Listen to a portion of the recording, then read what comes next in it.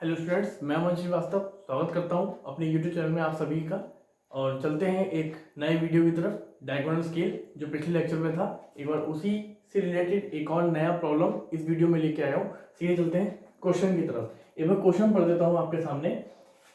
एक नक्शे में 10 वर्ग सेंटीमीटर के आयत के द्वारा, अंडरलाइन करते हैं 10 वर्ग सेंटीमीटर को, 10 वर्ग सेंटीमीटर की बात कर रही है कि आयत के द्वारा 4.9 हेक्टर क्षेत्रफल के आयताकार मैदान को प्रदर्शित किया गया है। नक्शे में प्रयुक्त विकर्ण मापनी खींचिए। डायरेक्टली बोल रखा है इन्होंने डायगोनल स्केल के लिए विकर्ण मापनी खींचिए जिसमें 700 मीटर तक मापा जा सके। मापनी में 608 मीटर की दूरी दिखाओ। क्वेश्चन बनाने के बाद डायमेंशन दिखानी है, इसमें 608 मीटर हमें मेजर करके दिखाना है। इंग्लिश में, in a map a rectangular field of area 4.9 hectare is represented by a rectangle of 10 square meter. Draw the diagonal scale used on the map to measure up to 700 meter. Show the distance of 608 meter on the scale. तो last में हमें 608 metre की दूरी major करके अपने scale को check करके दिखाना है। तो स्टार्ट करते हैं क्वेश्चन को एकदम आसान तरीके से, स्टेप बाय स्टेप समझते चलेंगे।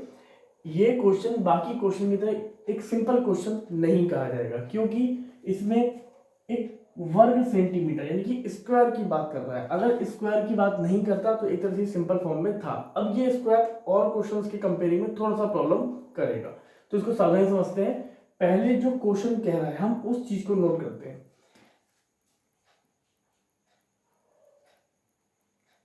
अकॉर्डिंग टू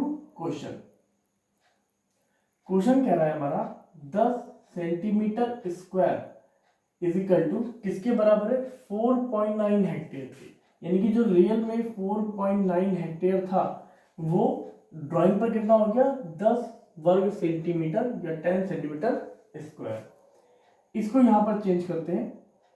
देखिए कैसे, 1 हेक्टेयर किसके बराबर होता है, 10,000 मीटर स्क्वायर के बराबर होता है। ये चीज आपको स्टूडेंट्स याद रखनी है। जैसे आप याद करते हो 1 मीटर में 100 सेंटीमीटर या 1 किलोमीटर में 1000 मीटर, ठीक उसी तरह इस डायमेंशन को भी आपको याद करना है कि 1 हेक्टेयर में 10,000 मीटर स्क्वायर होते हैं। यहाँ देखिए हेक्टेयर से हेक्टेयर कट जाएगा, 4.9 की 10,000 से इंटू होगी तो आएगा 49,000 मीटर स्क्वायर, और यहाँ 10 सेंटीमीटर स्क्वायर ऐसे ही रहेगा। एक जीरो से एक जीरो कट सकता है, यहाँ बचेगा 1 centimetre square equal to 4900 metre square. अब देखिए इधर भी स्क्वायर है इधर भी स्क्वायर है, इसको कैंसिल आउट करने के लिए क्या करेंगे, टेक बोथ साइड रूट, ये हिंदी में बोलते हैं दोनों तरफ का वर्गमूल करने पर या दोनों तरफ वर्गमूल लेने पर। तो हम क्या करते हैं, 1 सेंटीमीटर स्क्वायर के ऊपर भी रूट लगा देते हैं, 4900 मीटर स्क्वायर के ऊपर भी रूट लगा देते हैं। तो 1 का रूट 1 होगा, सेंटीमीटर स्क्वायर का हो जाएगा सेंटीमीटर, रूट से पावर कट जाती है आपको पता होगा। 49 का 7 हो जाएगा, 00 की वजह से यहाँ 0 आ जाएगा, और मीटर स्क्वायर का मीटर हो जाएगा।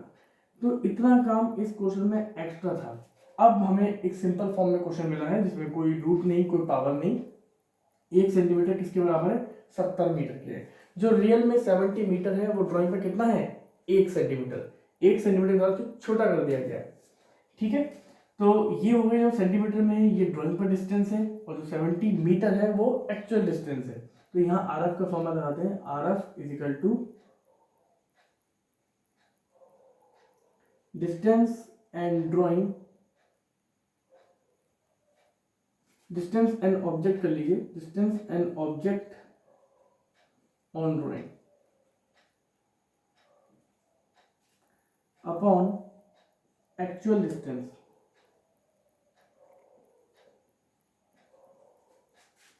तो R F is equal to, यहाँ वैल्यू पुट करते हैं। ड्राइंग पर हमने आपको बताया 1 सेंटीमीटर और एक्चुअल कितना है 70 मीटर। ध्यान दीजिएगा आर एफ का कोई भी मात्रक नहीं होता, कोई यूनिट नहीं होता, ये यूनिट लेस होता है। तो इसको हमें यूनिट लेस बनाना है। ये यहाँ देखिए 1 मीटर 70 मीटर है, तो मीटर कट करने के लिए यहाँ मीटर होगा, 1 मीटर पे होते हैं 100 centimetre, centimetre centimetre cut, metre metre cut. अब कोई भी यूनिट इसमें नहीं बचा है, तो हमारे पास आ गया RF इजिकल टू 1/7000। ये हमारे पास RF आ गया, रिप्रेजेंटेटिव फ्रैक्शन, जिसको निरूपक भिन्न बोलते हैं। अब यहीं पे आगे निकाल लेते हैं इसका LOS। Length of scale, formula हो जाएगा RF into maximum distance. RF है हमारे पास 1/7000 और मैक्सिमम डिस्टेंस कितनी है हमें क्वेश्चन से ही मिल जाएगा। क्वेश्चन में कह रहा है जिसमें 700 मीटर तक मापा जा सके, used on the map to measure up to 700 metre. तो यहाँ आ गया 700 मीटर। मान लीजिए 700 मीटर वाली लाइन इस क्वेश्चन में नहीं होती, तब हम कहाँ से मैक्सिमम डिस्टेंस लेते हैं? तो हम देखते हैं हमें क्या शो करना है, हमें शो करना है 608 मीटर। तो इसी 608 मीटर को अप्रॉक्स में 700 मीटर ले लेते हैं।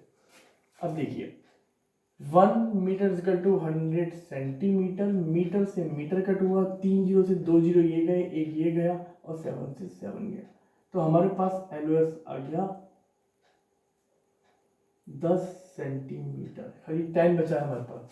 तो 10 सेंटीमीटर की लाइन से हम अपने डायग्राम की शुरुआत करेंगे। तो टाइम वेस्ट ना करते हुए सीधे ही हम 10 सेंटीमीटर की लाइन ड्रॉ कर लेते हैं और डायग्राम को बनाना स्टार्ट करते हैं। मैं एक बार साइड हो जाता हूँ, आप कैलकुलेशन का स्क्रीनशॉट ले सकते हैं। चलिए स्टार्ट करते हैं। सबसे पहले लेंगे हम एक 10 सेंटीमीटर की लाइन। मैं बोर्ड पे सिंपल स्केल की हेल्प से ले रहा हूँ, आप रोलर, MD, मिनी ड्राफ्टर वगैरह का सहारा लीजिएगा।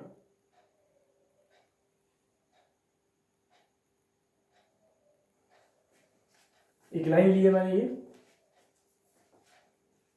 थोड़ा सा और लॉन्ग कर लेते हैं ताकि आपको साफ साफ दिखाई दे। मान लीजिए 10 सेंटीमीटर की लाइन है, हमने फ्री हैंड बना रहे हैं हम, आप नाप तोल के बनाइएगा। अब इसके नीचे देंगे एक्यूट एंगल, जिसको हम न्यूनकोण बोलते हैं।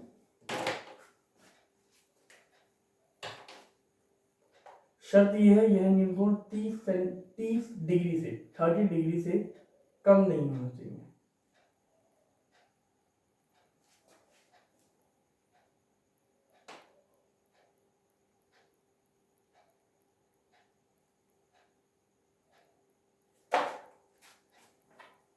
ठीक है। अब यहाँ पर हमें लगाने हैं आर्क। कितने आर्क लगाने हैं प्रॉब्लम ये आती है, इसमें स्टूडेंट अक्सर भूल भी जाते हैं। सबसे अच्छा तरीका मैं आपको बता रहा हूँ, जितनी मैक्सिमम डिस्टेंस होती है सबसे पहले उसको देखा करो। मैक्सिमम डिस्टेंस है 700 मीटर, तो क्या हम यहाँ 700 आर्क लगाएंगे? नहीं, हम लगाएंगे 7 चाप। हमारा एक चाप 100 मीटर को कवर करेगा। तो इसीलिए अगर यहाँ पे 7 मीटर होता तो 7 लगाते, 8 मीटर होता तो 8 लगाते, लेकिन 700 मीटर यानी कि 700 मीटर के लिए 7 लगाएंगे, 100 मीटर का एक। तो कोई भी डिस्टेंस कंपास में लेकर के आप अपने स्पैन को देखते हुए, कितनी आपके पास दूरी है, कितना बड़ा आपने एंगल लिया है, कितनी बड़ी शीट है आपके पास। अगर आपके पास अच्छा स्पेस है तो आप खुला चाप ले सकते हैं, और अगर आपके पास कम स्पेस तो आपको चाप भी कम लेने पड़ेंगे। तो अभी कुछ भी ऐसी एक बार जो कंपास में ले लेंगे उसी को फॉलो करते चलना है। जैसे कि 1 2 3 4 5 6 और लास्ट वाला ये आ जाएगा 7। लास्ट वाले चाप से लास्ट वाले पॉइंट को मिलाना है।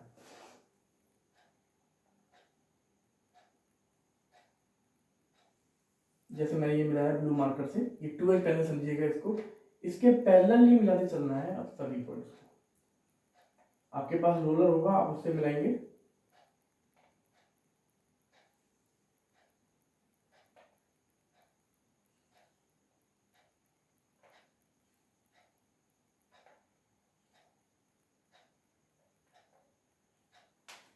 इस तरह देखिए, मैं कोई भी लाइन फ्री हैंड लूं या हाथ से लूं कुछ फर्क नहीं पड़ता, बस मेन मकसद ये है आपको समझ में आना चाहिए। अब यहाँ हम नंबरिंग कर लेते हैं।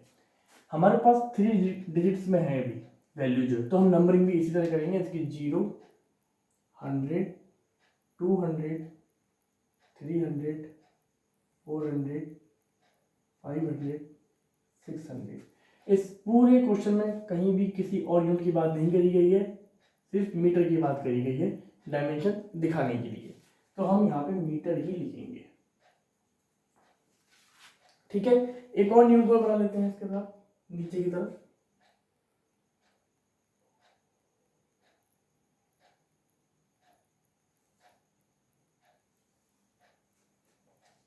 अब देखिए, इस सेकंड वाले न्यून कोण पर एक्यूट एंगल पर फिक्स है, आप 10 चाप लगाएंगे।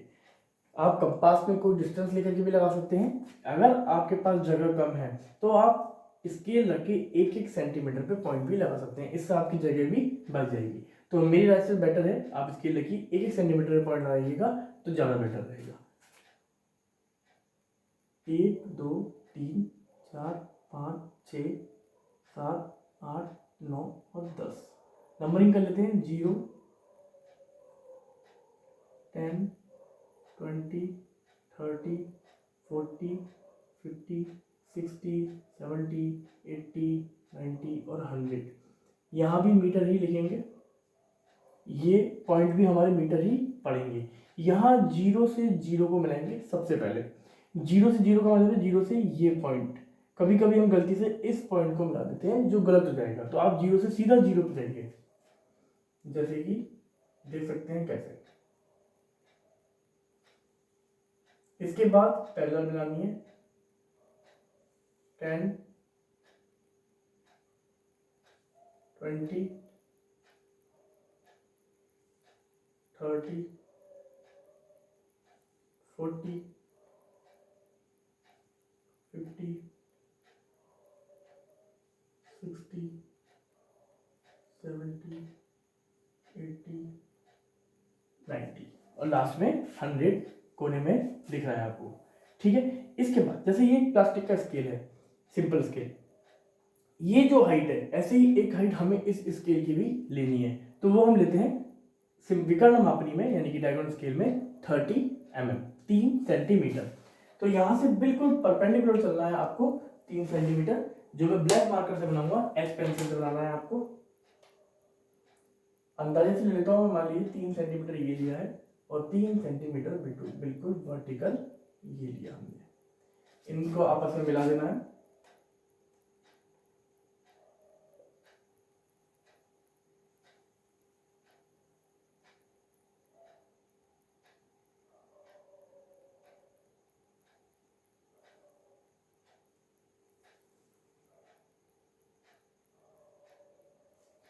साथ ही साथ 3 सेंटीमीटर जो 30 mm हमने लिया है, यहाँ पर आप 10 mm पे पॉइंट लगाएंगे। 10 mm पे आप यहाँ पॉइंट लगाएंगे, एक लाइन आप यहाँ भी बनाएंगे।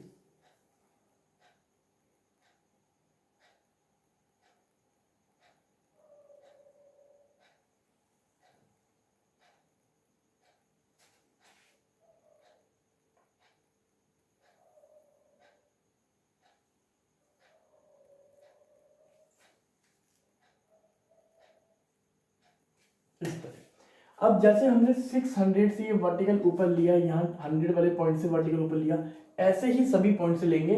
500 400 300 200 100 और 0, इन सभी से लेके जाएंगे ऊपर टॉप वाली लाइन तक।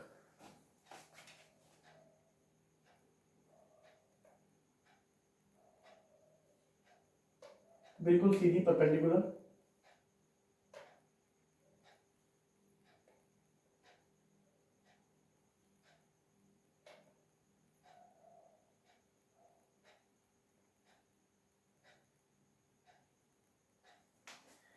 और ये जो पास पास वाले पॉइंट देख रहे हैं, इनसे लेके जाएंगे सिर्फ हम इस 10 mm हाइट तक, लेकिन लेंगे सीधा परपेंडिकुलरली।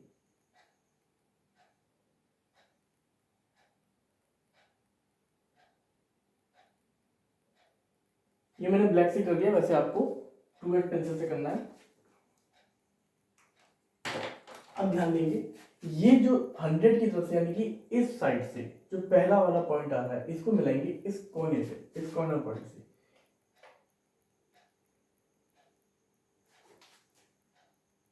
इसी के समांतर ये इन सभी पॉइंट्स को मिलाएंगे आप, इसी तरह से टिल्ट करके बनाएंगे। जो कोने वाली लाइन से मिलाई थी उसी का रेफरेंस लेके आप सभी पॉइंटों से एक समांतर लाइनें ड्रॉ कर देंगे, जो कि आप ये काम 0 तक करेंगे। ये 0 देख रहे हैं, इस 0 तक हमने इसको टिल्ट कर दिया। अब 3 अंकों तक की दूरी हम दिखा रहे हैं इसमें, तो 3 एंगल ही बनेंगे। एक और नील कोण ले लेंगे हम इसमें।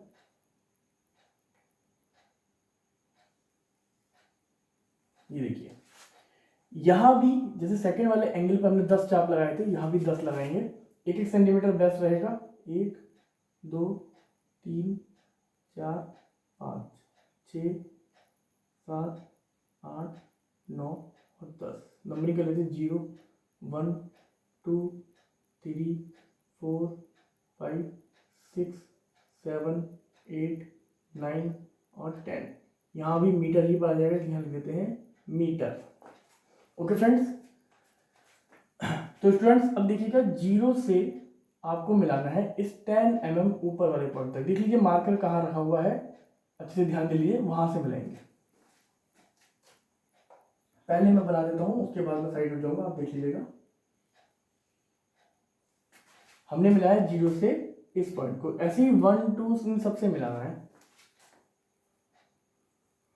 चलिए मैं फ्री हैंड मिला देता हूँ।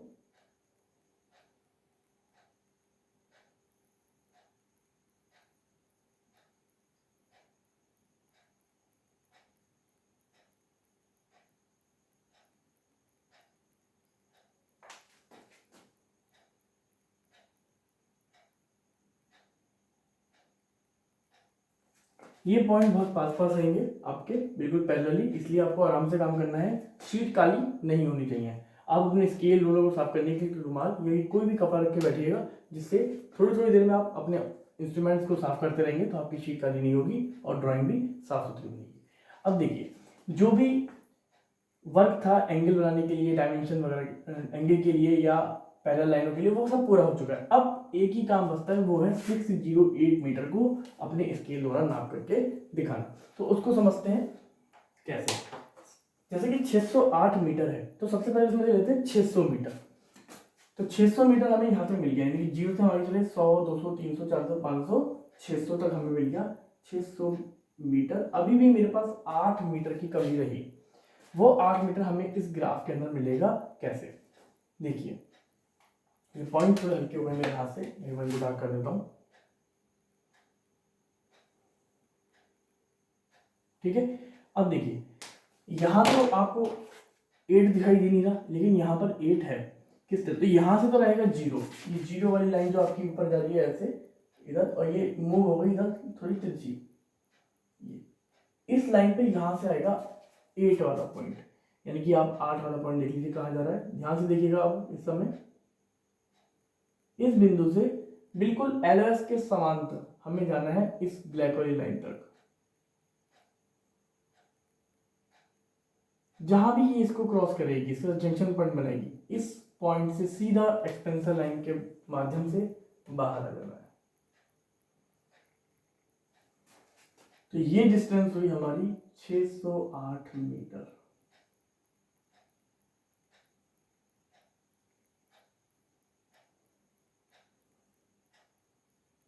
जो भी आरएफ था वो आप इसके ऊपर लिख के आएंगे अपने डायग्राम के ऊपर 1/7000, और इस पॉइंट की सीध में नीचे आ जाएंगे, एक छोटे से डायमेंशन के लिए एक्सपेंसर बनाएंगे।